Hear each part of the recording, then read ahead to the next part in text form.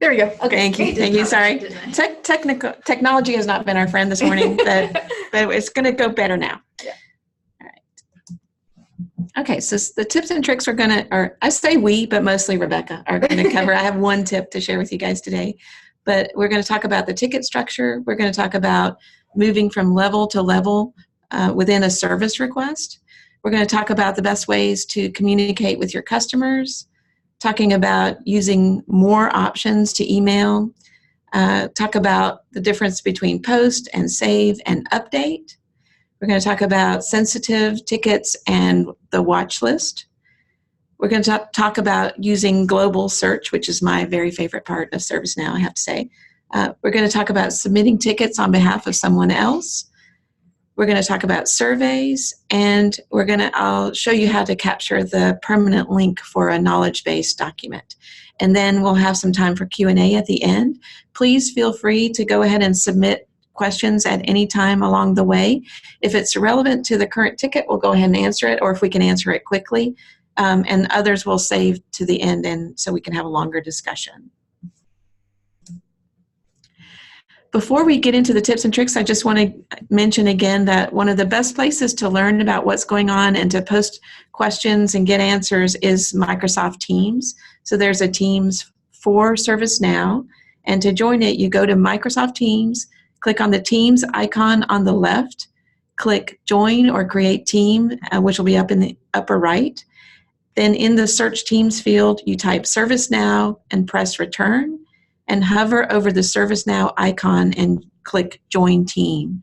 So I know that was super quick, and I don't want you to have to write that down, but this webinar is recorded, and you'll be able to find it on the ServiceNow website. So that's servicenow.sites.unc.edu. I always have to think about that, but it'll be stored out there, and so you can get the steps from that recording. Oh, and there it is. I could have made that a lot easier on myself. That's the link to the ServiceNow website. So we are we're trying to transition it to the resource that'll be for the project going forward instead of the run-up to go live. So that's a work in progress, but you can find the recorded webinars there. All right, so just a little bit of housekeeping about the webinar itself. We have about 35 minutes of content today, so we definitely have some time saved for your questions. Like I mentioned, it is being recorded and will be posted. It takes a couple of days usually to post. You can use the Q&A or chat box to ask your questions, so post them at any time and we'll keep an eye out for them. And as I mentioned, the recording will be available in a couple of days on the servicenow.sites.unc.edu website. Okay, so at this point, I'm going to turn it over to Rebecca, and I'm looking forward to hearing this. Good morning, everybody. Happy Friday. First, we're going to start off these tips and tricks with some ticket structure, and we'll talk about both incident and service requests. So first, we'll talk about the structure of an incident ticket. The incident tickets in ServiceNow mirror that of the old remedy most closely. The service request tickets are much different. So that's why you just want to talk about incidents first. When a ticket comes into you as an incident, which again, an incident ticket is something's broken or something's not working the way it used to, or reduction in the quality of service type ticket, that's an incident. There's only 2 levels to that, actually more 1 level, maybe a 2nd level. And by levels, I mean there's the incident, the actual incident itself is what I'm considering a level. And then there's the tasks. And there may or may not be tasks associated with an incident. Those tasks related to incidents are created manually. So I guess it just depends on the nature of the incident ticket if there's going to be tasks or not. So incident structure, pretty straightforward. Also wanted to mention that both service requests and incident tickets have numbers associated with each level. So the incident ticket is going to have a prefix of INC followed by some numbers. But if there is an associated task with that incident, they will also have their individual task numbers. And tasks related to incidents, their prefix is TASK. A task related to a service request has a different prefix, and we'll look at that in just a second. So here now we're looking at the structure of a service request. And a service request has what I consider 3 levels. It has a request level, which is the highest level, and we consider it the wrapper or the bucket or the umbrella or whatever you want to call it. It just kind of encompasses the whole ticket.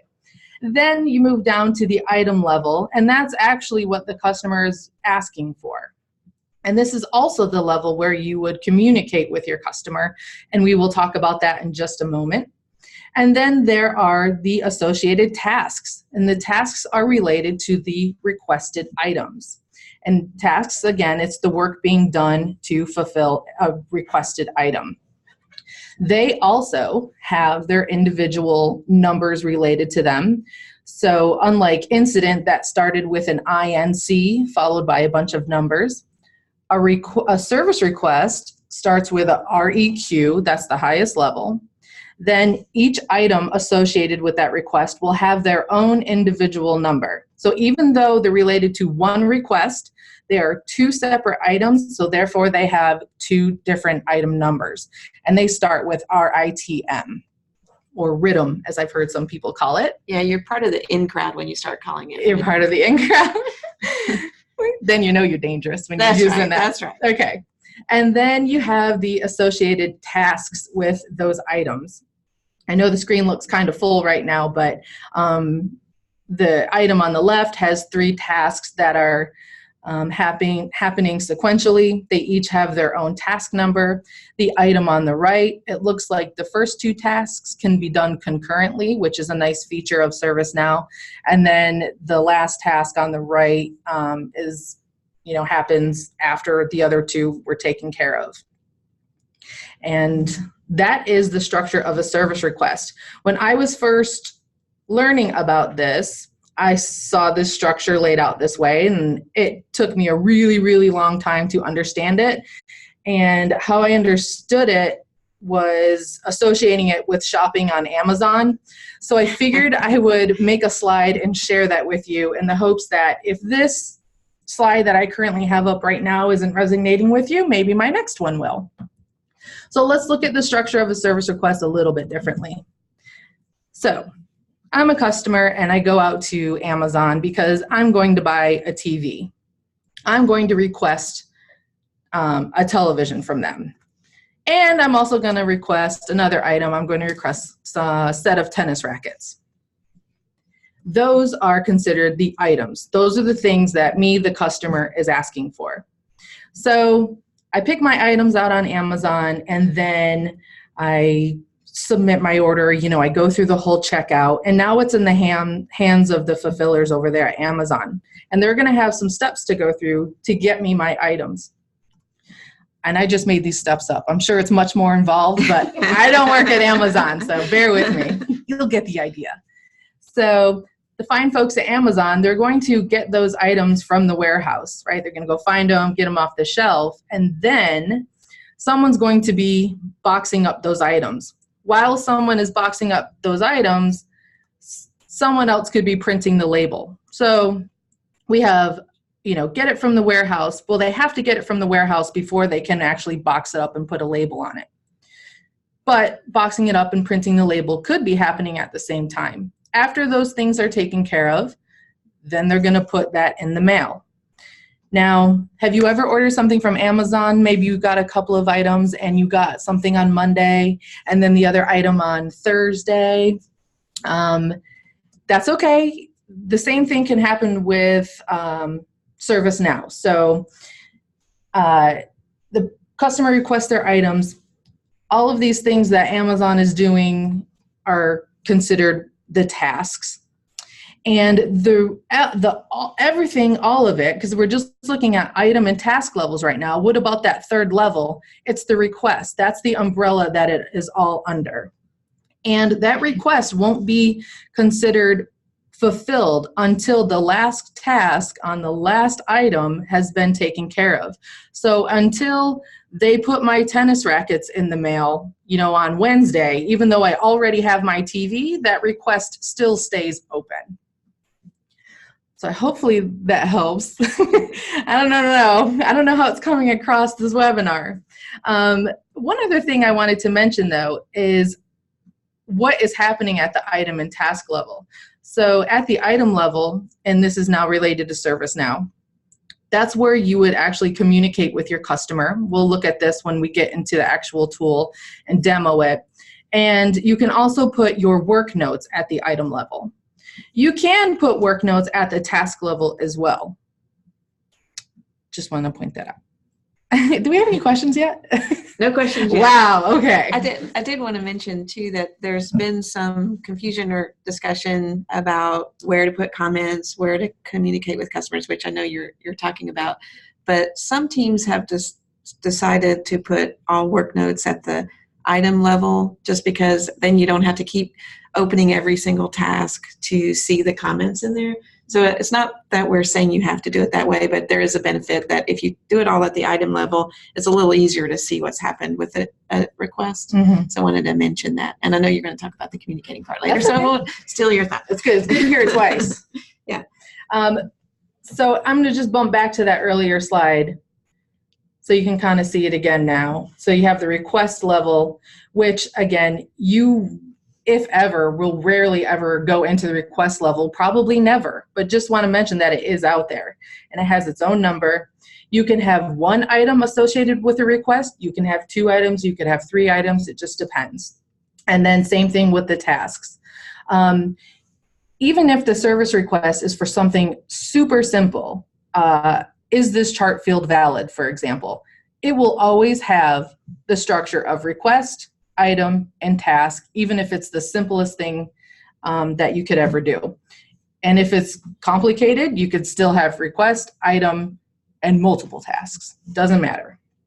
So I think I beat that to death, right? All right. I'm going to go ahead and move into the demonstration now. And I am using the test environment. So that's why my heading is green and things might look a little different. So we said that today we'd share with you how to move around different levels within your ticket. So I'm going to start actually with incident. And I'm in my operational dashboard and I have an incident ticket here. And I click on it. And notice up in the left, it says incident and it has that number, that INC followed by some numbers. There's also a field that says number that has that specific incident number. But if I want to get down to the task level, I'm going to scroll all the way down to the bottom. And here I have a TASK. Remember, TASK is a task related to an incident. I can click on it there and, oops, I didn't mean for that to show. Hold on. And now I am in the task level of my incident. And notice in the upper left, now it says TASK. And in the number TASK in the number field. If I wanted to get back up to the incident level, I can just hit the back button. Do I want to save the changes? Yeah, that's fine. I'll save it. And now I'm back up at the incident level. Now I'm going to go back to my operational dashboard because that's if I had the whole incident ticket to myself. But what if somebody just assigned me a task? TASK, somebody assigned me a task related to an incident. So when I click on that, it automatically takes me into that lower task level. I don't have the incident level here. If I hit the back button, it's going to take me back out to my operational dashboard. So I want to see the incident level. How do I get there? I'm back in my incident task. In this incident field over here, you see this little eye icon that says preview this record. If you click on that, it has some quick information about the incident. But if I click on open record, now I'm up at the incident level where I can see, let me scroll down, all the work notes and communications and things like that. Because also with incidents, you can type your work notes at the task level. You can also type work notes at the item level, but you cannot, let me go back into the task.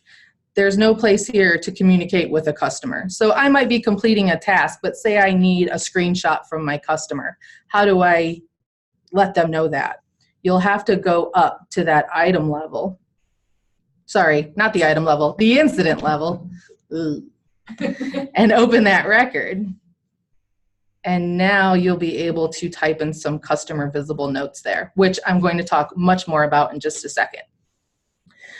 So that's how you move around within an incident. Let's go and look at how you move around within those levels of a service request. So with service requests, you'll be assigned a task. And remember, TASK, that task is an incident task. A task associated with a service request starts with SC task. I'm guessing that's service catalog. There we go. Service catalog task. So I'm going to click on that. And notice I am at the catalog task level, which again is the lowest level of the service request.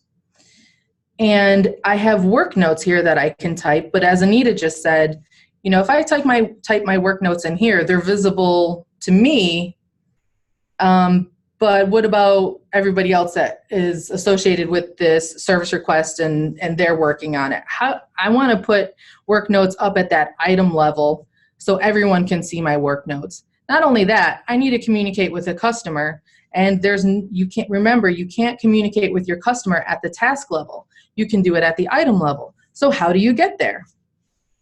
Up here on the top right, you see where it says request item, and there's the RITM, that RITM, that's telling you that that's the item related to this task.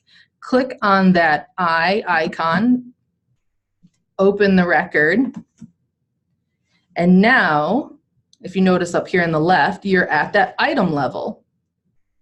And you are now able to, scroll down a little bit, add your work notes here, and now there's that additional comments customer visible field. So you can type your communication to your customer here at this level.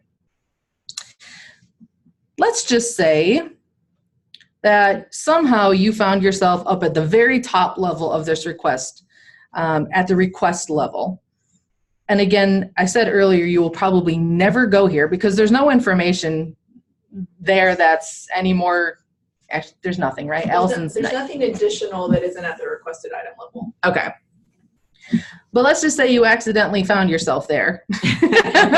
This is how you would get there. Again, you look at the request and there's that REQ. Click on that I and open record. And now we're at that highest level, the request level. And again, just like Allison and I were saying, there's really nothing there. There's no work notes, customer notes. There's not even the description here. It just keeps everything together. That's right. Keeps it all together. This is that bucket, that umbrella, that wrapper. So if you ever find yourself here, how do you get back down to the item level? Just scroll down here and you'll see the RITM, the RITM. Go ahead and click on that. And now you're back there at that requested level, or requested item level. If you need to get back down to that task level, scroll down, all the way down. This has a lot of tasks. I was playing around in here a lot. And click on the task that you were working on, and voila, now you're back in the bottom level, the task level. So that is how you move around within a service request. So we do have a question. Okay, so Nicole asks, who creates the items on a service request? And if there are two, how was the second created? So the items are created, and anybody in this room, please jump in. The items are what the customer is actually asking for, right? It's like that TV. It's like that set of tennis rackets. So when the customer is out on the portal and they're going through the catalog and they're selecting their item, or their selected, we can call it an item? Yep. Okay. the request. Once they submit it, that is the item. And some service requests can be configured, so there's lots of options for how they work.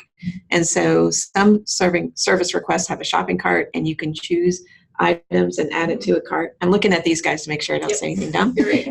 And then so you can add the item. So it might just have one item if you've only chosen, you only need help with, I know that on the HR side, I believe they use a shopping cart, and you can choose that I'm having trouble in 2 different areas of HR. So they can add those items to the shopping cart. Others are like multiple services that are related, but in one service request. And so each one of those that you choose becomes an item. So it happens at the time that you're submitting the service request. I don't think you can add an item later, right? No, So no manual addition. yeah. Okay. Cool. Thanks for the, and we have another question. Okay. Oh, actually, Patrick says it's important to note that manually creating items conflicts with workflow items as far as state changes. He means tasks. Tasks, right? That's right. Yeah. Yeah, that's right. So, Patrick, thanks for bringing that up. So, there have been some incidents submitted around tasks being manually added to service requests, and there's a lot of discussion on the team about how to handle that. So, I don't know if you guys want to talk about kind of the place we are right now around adding tasks. So a lot of service requests have a workflow built into them. And just as an example, say one service request has one task. When you close that task that's part of the workflow, that then cascades up to the rhythm and the request and closes out the entire thing, because that task is the completion of the workflow. If you've added an additional manual task, currently for most of the service requests, the workflow doesn't see that. It just knows that the task that was part of the workflow is closed out, and you may end up with tasks that are orphaned if you've added those manual tasks. The issue with that is that because it's orphaned and it doesn't have an associated requested item, you have no way to communicate to a customer if you need to. We're working on fixing that. Some service requests have a mechanism to basically check that there are ad hoc tasks, and if so, they don't actually close out the whole workflow. But do know that if you have manual tasks that you've added, you may be in a situation where you get them orphaned. We're working on fixing that, but currently that is how it might work. Okay, and then Scott asks, what about tasks that require managerial approval? What about? Yeah, can he elaborate? Scott, would you mind elaborating just a little bit?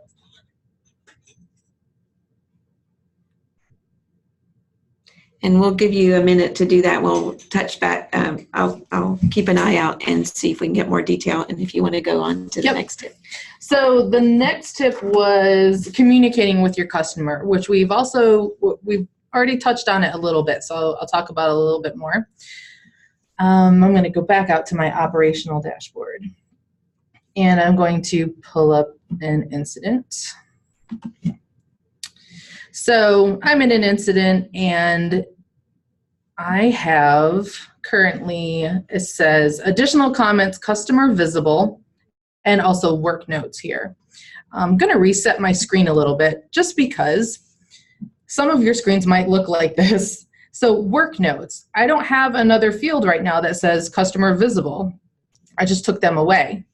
So some of you might be thinking you're communicating here with your customer in this work notes field, but you're actually not. And if you click this additional comments customer visible box, watch what happens to this work notes field. I'm going to click that box, and now it changes. It says additional comments customer visible, and now you no longer have your work notes field. Well, what if you want both? How do you do that? What you do, is you click this show all journal fields icon, and now you have both. You have the additional comments customer visible and the work notes field. If you type in something to your customer saying, please send a screenshot, that's great. and you click post, posting actually posts that message. It will be emailed to the customer. It'll also show up on their portal where they first submitted their request. If I typed in work notes, you know, asked customer to send screenshot, and I post that, that goes under the activities. Keep in mind, customers that are also fulfillers can see your work notes. So you never know who's a fulfiller or not. I guess just keep in mind that maybe they all are. Save yourself the trouble. But that is how you actually communicate with a customer right from just the note field. You can also, and I'm sorry, this is at the incident level. Or sorry, incident ticket at the incident level. If I was to go into a service request, I'm going to go into the task, but remember, I have to go up to that item level. I can't communicate with my customer here at the task level. So I have to open up that rhythm and scroll down a little bit. And now I have the work notes and those customer visible notes. Remember this field over here, the show journal field, show one journal. If you ever lose your box, your work comments or your additional comments, just remember that these exist here. Click the work notes, click the show all fields, and now you have both of them. And that's how you can communicate with your customer that way. Do you want to address that other question? I do, but before we move on, I just wanted to say that this is probably one of the number one problems that we're hearing about, that people don't understand about the work notes versus additional comments. So you guys who are on the webinar, if you could help us out by spreading the word. So if you're a manager, please talk to your team about that and just stress it. It seems obvious, but when you're in a hurry, you know, you see a box to type some notes and you type it and you think you're ready to move on, and then some people just really don't understand that there are two fields. So if you guys could help us spread the word on that, we'd really appreciate it. It's causing some grief for people using ServiceNow, and I think the more that people hear about this, this will make things easier for everyone. Mm-hmm. Do you want to answer that, or do you want me to? Okay. Oh, I mean, I want to read it. Okay. I want to let these guys answer it. Okay. So thank you guys for giving us a little more detail. So I'm going to read that off. Okay, so John McGarrigle posted that for Scott's question, we receive requests for access to databases that require the person's manager to approve the request. How does the workflow work when you need to have approvals? And then Scott added some detail. Says database access requires managerial approval for the access to be granted. The customer asks for the access, so then I need to turn around and make sure that there was approval for that access. Not all requests get approval. And this is Kim Crispin, I think, said, yes, but if your customer updates the item, you don't get a notification back that the ticket was updated. It's a good discussion going on here. Especially on a service request. And then Scott adds, and just because the customer manager approves, the actual approval must come from the data owner. So the customer may not know who actually needs to approve. Okay. So does that? We got a couple of things to answer. Okay, all right. So if a service request workflow has an approval task, that is a different type of task than just like a work task that other people would receive. An approval task uses a list of approvers that needs to be able to basically check, yes, I approve, or no, I don't, and I reject. I think we might need to talk to you about the service request you're referring to, because the way you're describing it sounds like we might not actually have an approval task actually in the workflow. You wouldn't necessarily see an approval task if you were not the person that is supposed to be approving it. So John or Scott, can you guys send us a service request about the issue, just about the service request that you guys are referring to, because I think maybe we need to modify it. And then the response about if you send a comment at the RITM, the customer doesn't see it. Was that the secondary response? So when you send additional comments to your customer at the requested item level, they receive an email. They can also go into their portal, click on My Requests, and they actually have to drill down in the request to see the additional comments. And we can maybe show what that looks like if we have time later. So there are two different places that they can go and see those additional comments. When they respond back to them, that posts additional comments back to the requested item. And if you are assigned to the task, you will also receive comments as an email.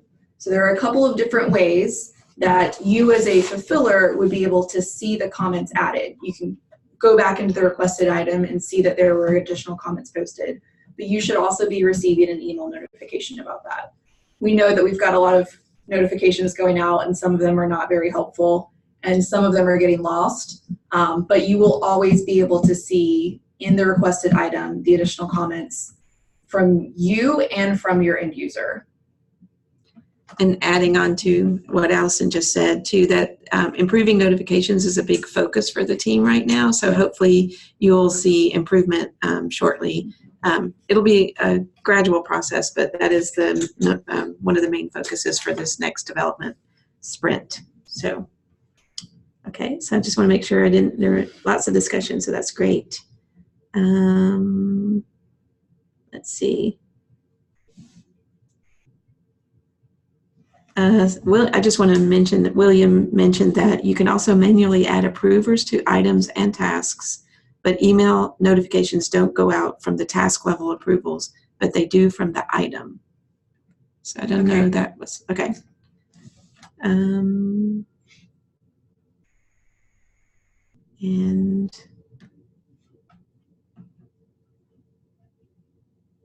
so Anne, and I apologize if I missed anyone's comment, please just post again, but Anne mentioned, she said, Allison, we do not get notifications when a submitter updates through the portal for service requests. We wish we did. Okay, we can look into that. You should be, the way the notification is written, you should be receiving them. So we'll look at that. Yeah. Cool, thanks Anne. And thanks everybody that was a good discussion. Yes. All right. There's some extra ones here too. Did I miss some? They're under the Q&A. Oh, okay. When the note is sent to the customer, is the request number added to the note? We are currently working on what actually gets added to a notification. I've been so focused on what we're adding that I don't remember what is actually in there right now. So apologies about that. Yeah. But we are adding for end users, for every service request notification, the request number and the requested item number, because depending on what they're looking at in the portal, they're going to see those two different numbers. So we're going to make sure that every one of the notifications that goes to end users has both. For our purposes as fulfillers, we are adding all three of the numbers, so the request, the requested item, and the service catalog task number, so you have all of those as reference points. But I cannot I believe actually in there right now. I think the first couple of notifications just refer to the request number, and then so that's confusing for customers because we probably respond to them with the RITM number. But okay. You want me to read it? Oh, sure. Yeah. When I manually create a second task for a service request item, assign it to another group, and want to track its progress, I click on follow. But I'm not getting notified when the second task is updated. Is there a better or different way to tell ServiceNow that I want to get notifications? So follow isn't necessarily going to send you email notifications. Follow is going to send you notifications in the chat mechanism within ServiceNow. I don't know if it would be helpful for us to show that, but in the upper right-hand corner, it looks like two little message windows. Yep. Rebecca's showing it right now. When you follow something, that is where you will receive notifications about it. Following doesn't necessarily mean you're going to receive email notifications about it. It's more of the chat follow. Yeah. Which some folks are using, some folks are not using this. So I think, is there a better way? I think that's the follow-up question. Is there a better way to? I think you can do the watch list on a catalog task. I'm trying to remember. Can you navigate to a task? Yep.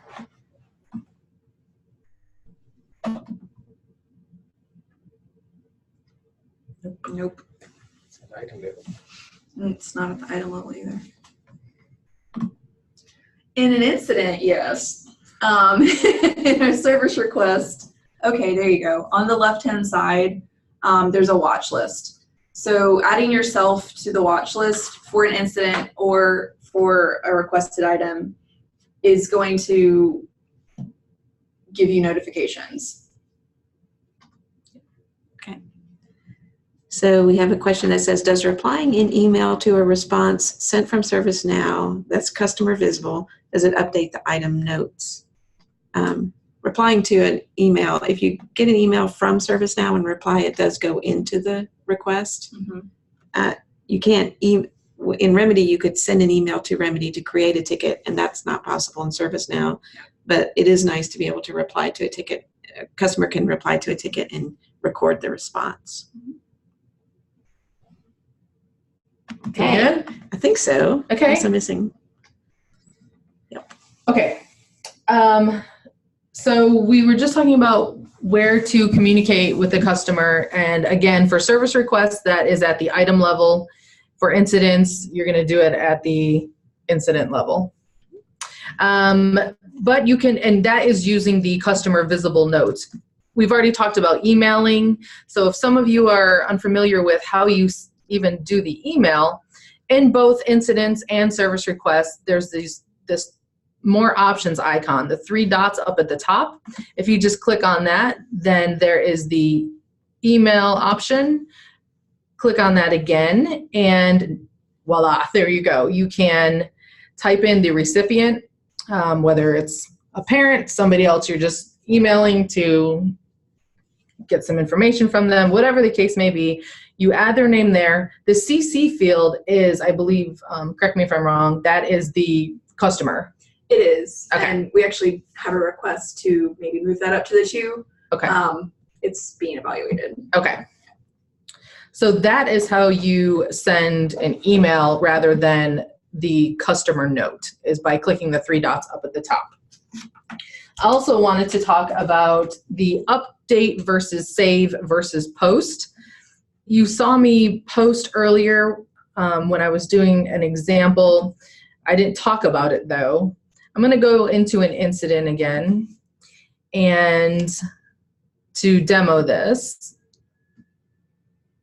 Now, if I type in a work note here, and whatever it is, I'm going to say, type in work note here, and I click post, it automatically goes right here into the activities. And work notes is that yellow line. That's how you can differentiate it from something that was sent to a customer, which is the black line. If you type in something to the customer and you click post, again, that shows in the activities, and the message was sent to them via email and their portal. Let's say you typed in some notes in your work notes, and you made your ticket sensitive, and you don't post it, but you do something else called save. There's no save button, right? We only see update button. So what is this save button? It can be found under the hamburger bun icon. You can click save there. And it says save record and remain here. Remain here means you'll stay in this record. It won't bump you out. And that'll make more sense in just a second. You can also right click on this gray bar, and it gives you the same menu as the hamburger bun. So you can right click on the gray bar, right click on the hamburger, or sorry, click on the hamburger bun and click save. And now it gives me a message, this record is only visible to the caller assigned to assignment group because I just made the ticket sensitive, and I'm going to explain what that means in just a moment. But what I was trying to show is I typed in notes here in my work notes. I didn't post them, but I saved them, but they still got posted. Not only that, but a change that I made to the ticket, I made it sensitive, that also saved. So saving saves, the changes you made on the record, it posts any notes that you had, but it keeps you in the record. Let's say I type in another note in my work note. I don't post, I don't save, but I do click update. What's going to happen is it's going to bump me out of the record. That's why when I was clicking on that hamburger button and it said save, remain in record, that's what that meant. It was not going to bump you out like an update does. So I was in, I believe it was this incident. Yes. Yeah. And I believe I typed in another note. Oh, no, wrong ticket. Too many tickets. Yes. That pink message at the top is just reminding me that this is a sensitive ticket. And there's that message, that work note that I put in that said another notes. Good English. Very creative. Yeah, very creative. So just keep in mind, posting will post your message to wherever, either the customer or your work note. Save will also post your message and it will keep you in the record. If you update, it will post your message, save any changes, and bump you out of the record. So that's the difference between the three.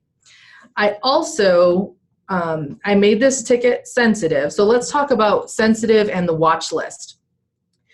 Some tickets automatically come in as sensitive, and some tickets you can manually make sensitive like I just did. If a ticket is sensitive, it is only visible to the customer and at first the assignment group. Once that ticket is assigned to a specific fulfiller, it then only becomes visible between the customer and that specific fulfiller. It's no longer visible to the entire assignment group. But let's say you want to add someone to the watch list. And what adding someone to the watch list means is making the ticket visible to someone else. You have to manually do that, and you can click on, well, add me, which would add myself. But if I wanted to add someone else,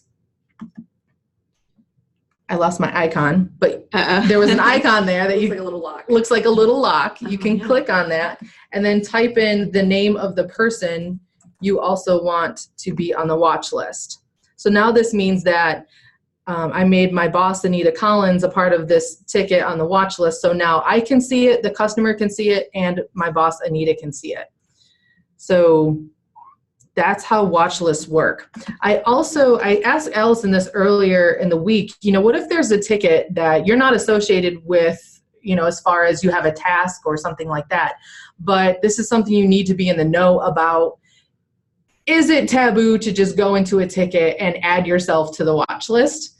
I think what we discussed was these things are, this is when a ticket is not sensitive. I'll say that. The ticket is not sensitive.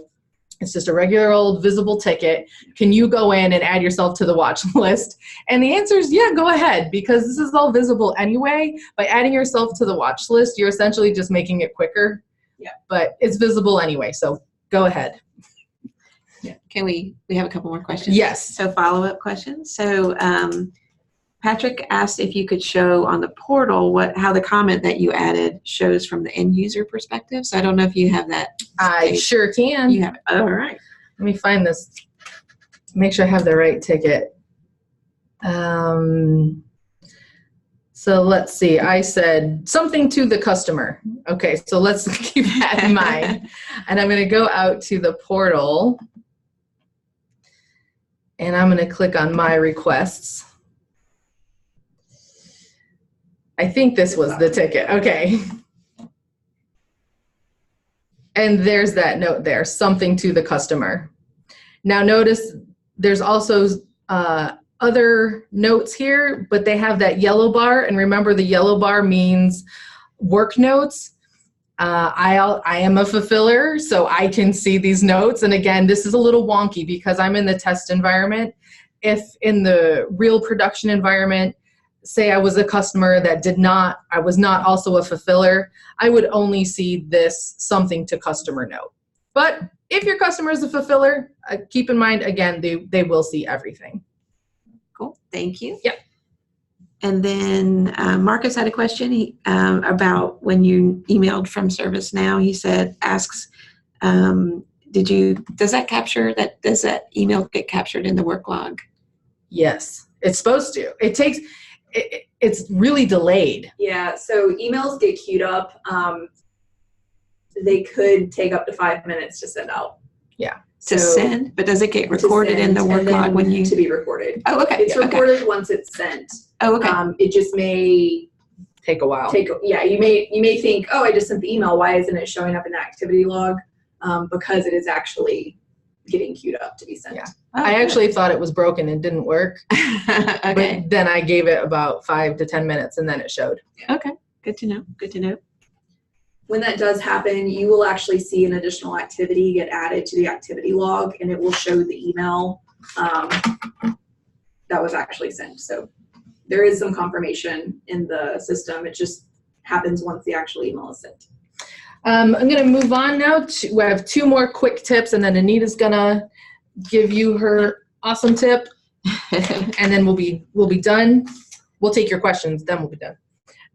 Submitting tickets on behalf of someone else. So as far as the customer is concerned, I'm going to go and play the customer. If I am going to submit an incident ticket on behalf of, I'm going to say Anita again, I can't change, there's nowhere for me to change a name that says, sent on behalf of Anita Collins. So what I'm going to do, and hopefully customers will do, is say,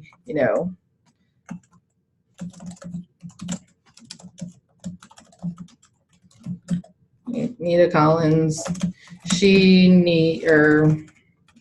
her computer is broken.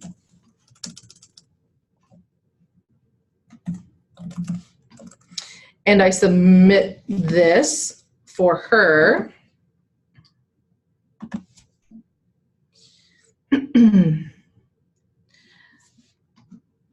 Okay, this is what it looks like. I'm actually going to, for the interest of time, and it's going to kill 2 birds with 1 stone with the global search, I'm going to copy that incident number.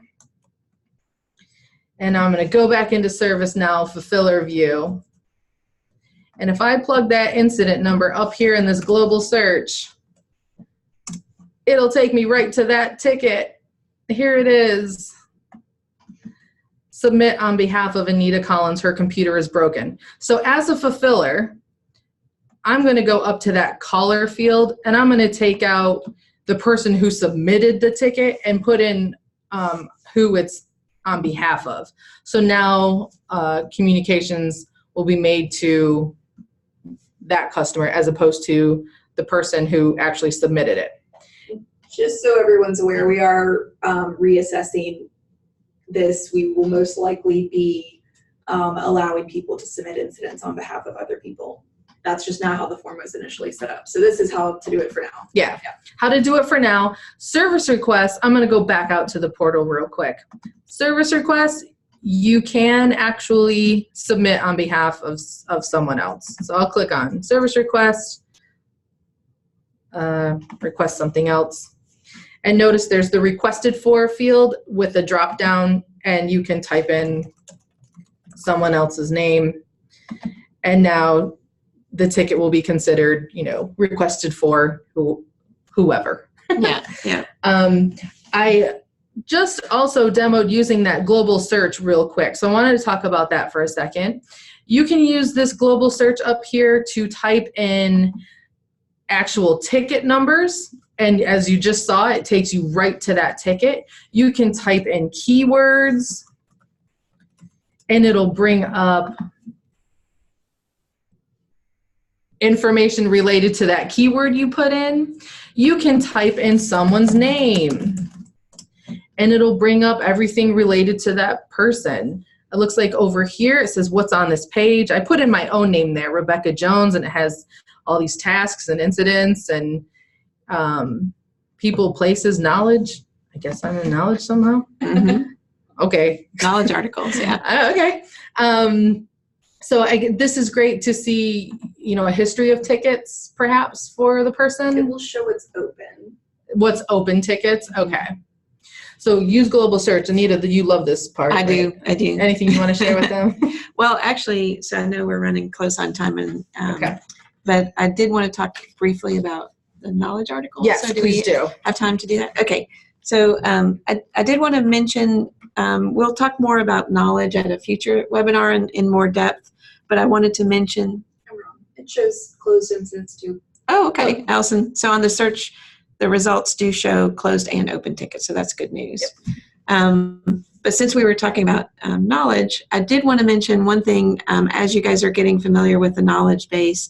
So the version of the knowledge base tool that we're using right now, if you capture the link, like if you go out to the portal and search for an article and just grab the link that shows in your browser, what happens right now is that it links to a specific version of the article. And we don't like this, but that is how it's working right now. So there is a permanent link option. It's only visible to fulfillers. So I wanted to show you where to find that. It's not very obvious, but you can find it. And so you would have to be signed in as a fulfiller. You can't, again, go through the portal and search for the article. But this global search that Rebecca pointed out is one way that you can quickly find a knowledge article. So since you've already searched, I'm going to go down here to the list on the right-hand side to the knowledge article. And I see there that there's a knowledge article result listed there. And I was in the right place. Hang on. Rebecca should have never let me drive. Oh, sorry. Okay, so I found my knowledge article in the search results, and this just happens to be one. If I scroll all the way down to the bottom, there's a very small link here that says copy permalink. And so if you are, for example, have an email that you regularly send and it has a link to a particular knowledge article that you like, be sure to copy the permalink. For right now, that's the best way. So it'll copy the link to your clipboard, and it'll be available. You can paste it into your article, and it will be the link to the current version, no matter how many versions of the article that there are. So that's my one tip for today. That's a good tip. Wow. That was good. I guess we'll just quickly throw out there, talk about the surveys. Currently, surveys are going out to only about 5% of customers. That was on purpose. That was just to kind of test it out, and it's going to be reevaluated. I guess from go live, it was going to be 60 days, somewhere around there. We'll be reevaluating it next month. Okay, reevaluating surveys next month. Currently, customers, if they do get a survey, they're getting an email with a link that they click on, sign in, and then complete the survey. And it looks like sometimes maybe it's not getting filled out as much because it looks a little fishy with a PH, fishy with a PH. And so I think that's one of the things that you said will be reevaluated 60 days, or sorry, next month. So just wanted to address that. Definitely not getting, for the surveys that are going out, they're not really getting responded to. No. So we're seeing that. So 14 people, I think. 14 have responded so far. 190. Yeah. All right, so that's it for the tips and tricks part. So we have some time for questions if there's any. Okay, so we have one from Scott. Let's see. Scott gives a ticket. I'm not sure if this is responding to someone else, but let me just read it out. So he's giving this ticket. This ticket requires approval from the manager in charge of the data access. Kathleen, the requester had their manager approve. However, their manager does not have the permission to approve database access. So it sounds like that's further discussion on the issue. So, okay, so I'm not going to.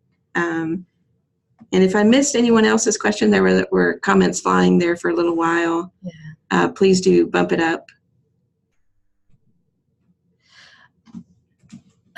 Did we already answer this? Marcus asked, you may have said it, but when you send an email from ServiceNow, is that, yeah, we talked about that. Yes, Yep, it is yep. captured in the work log. Another question from Richard. Oh, could we get rid, this is a wish, could we get rid of that sensitive checkbox and instead create specific sensitive service requests? The sensitive checkbox seems to cause a lot of confusion and seems like it's only needed for a small percentage of things. Thank you for your feedback. This is something we are going to talk to security about. They were very much involved with creating sensitive records. So it's on our list of things to discuss. Just we don't know what the end result's going to be yet. We do know that, like, I think all HR requests are marked as sensitive from the beginning, right? All HR requests, all students prior to the census being taken, something like that. Some finance ones that have chart fields. Yeah. There's some. So there are, and I know that's not what you were asking, but yeah. Okay, and we have like 3 minutes. We can squeeze in one more question if anyone has one. While we're seeing if anybody wants to type a question, I do want to mention again that this was recorded and will be posted on the ServiceNow website. So thanks, Alan, for liking the webinar. Let's see. Kim says, I think it would fix a lot of problems to rename it secure rather than sensitive. Okay. People are very confused by the word sensitive, so being more precise in our term, I think would help a lot. So good suggestion, Kim. Okay. So we have kind of a list of topics, and we got feedback from some of you on what topics that you would like to be covered in these webinars. If you could, we have a survey, but if you want to just send me an email at Anita_Collins, if you have ideas for future webinars, we can kind of reprioritize our list. We hope to do another one in the next week or two. And I think we're going to focus on notifications unless you guys have other ideas, but that's the goal for the next one, I believe. Okay, that's as much time as I can kill. That's it. I think we're good. Okay, so thanks everybody for joining today, and we look forward to talking to you again in a week or two. Bye-bye. Bye, everyone. And reports, yep, that's on the list as well. Good idea. Okay, bye.